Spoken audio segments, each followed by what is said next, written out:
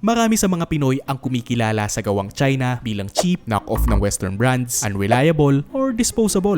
Kadalasan pa makikita mo sa social media ang mga comments gaya ng mas matibay pa ang gawang Pinoy. Pero ang tanong, gawang Pinoy ba ang mga kasangkapan sa pagbuo ng mga ito? Masasabi pa ba talaga natin na gawang Pinoy ito at mas matibay kaysa sa gawang China? Structural, locally made. Kumbaga dito sa Pilipinas galing lahat. Pero yung ibang components ng local bodybuilder natin, galing na rin sa China. Structure-wise, local talaga yon yung structure itself. Pero syempre yung trimmings, yung loob, yung finishing na niya, mga ilang percent niyan, China for sure. Baka 80, mga ganun. Yung mga trims yung mga air conduct, di ba? Ano ba yan? Side mirror, headlight, taillight, door mechanism, wiper, lahat yan galing sa China. I mean, ako mismo, binibili ko lahat yan. It's local, wala naman tayo mapuproduce na Sarili pyesa, parts. di ba? Kaya yung mga operator naghahanap ng alternative. So, yun yung China parts. In the past, maaaring tama ang perception na mas matibay pa ang gawang Pinoy. Pero over the years, malaki ang naging improvement ng Chinese bosses in terms of build quality na resulta ng matinding competition sa pagitan ng iba't ibang brands sa China. Ilan sa mga ito ang nagkaroon ng joint venture with European, Japanese, and Korean brands nang sa ganun ay mas ma-improve ang kanilang product lines. Isang magandang example ay ang Ankai brand na nakipag-team up sa German brand na Setra noong 90s, panahon na nagbo-boom ang manufacturing sector ng China. Yung Ankai Setra, Anhui Cash Borer. Kasi yung Cash Borer, Setra. Yan si King Lo, nagkaroon siya ng joint venture sa MAN.